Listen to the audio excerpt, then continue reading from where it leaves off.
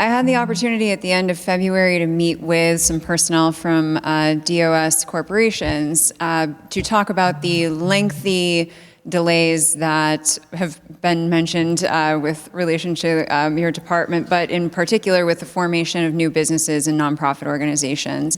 So at one time, I, as an attorney, was forced to explain to my clients why it takes in excess of 2.5 months in this state to start a business or a charitable organization trying to do good during COVID and a potential recession.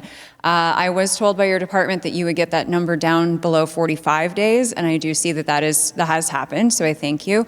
But my question is, does this budget contain sufficient funding to bring in staff? Because I was told that that is part of the problem, that there's insufficient staffing. Does this contain sufficient funding for you to bring in, recruit, maintain, and attract talent to get these processing times back to where they once were, which was a day?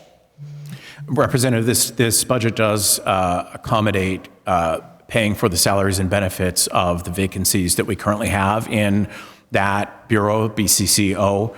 When I came in January, it took roughly 8 weeks for those filings for a filing to be completed. That number is now down to 4 weeks. That is a result of the hard work of the staff. It is a result of mandatory overtime that we implemented in January. That is not a long-term solution to fixing this, but the issues that we've seen, BCCO does have a new IT system that was replaced at the very end of last year, resulting in no applications being able to be processed for about 10 days.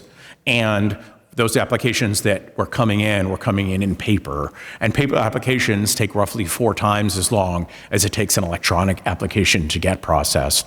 So BCCO is sort of digging out from under that that sort of backlog that occurred with the transition when it happened.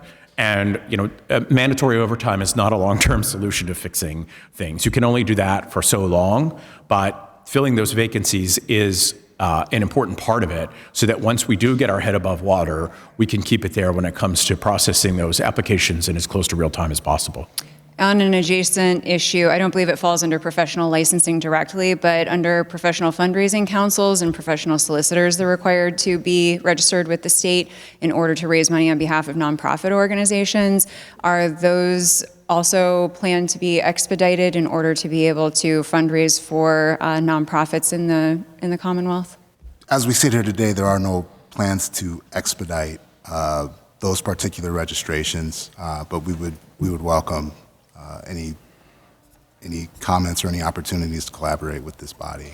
The current fine for working without being registered is $1,000 plus $100 a day if you raise money on behalf of an organization on a paid basis without having approval from the state of Pennsylvania. So that prevents nonprofit organizations from raising money all across the state for any number of charitable causes, from diseases to helping people with fallout from COVID, feeding programs for children, any number of things. So to my mind, it's very important to expedite those processing times, because if professional fundraisers are not able to enter into these government mandated contracts with nonprofits, they are unable to get money into the pockets of nonprofits during a time when we may be facing a recession and when nonprofit charitable donations are significantly down during COVID and as we hopefully enter a post-COVID pandemic period of time. So I would just like to emphasize that as you move forward, if you could direct some resources and attention into expediting those processing times so that nonprofits are able to get money into their pockets through grant funding and charitable solicitation actions, that would be greatly appreciated. Thank you, Representative. Thank you very much.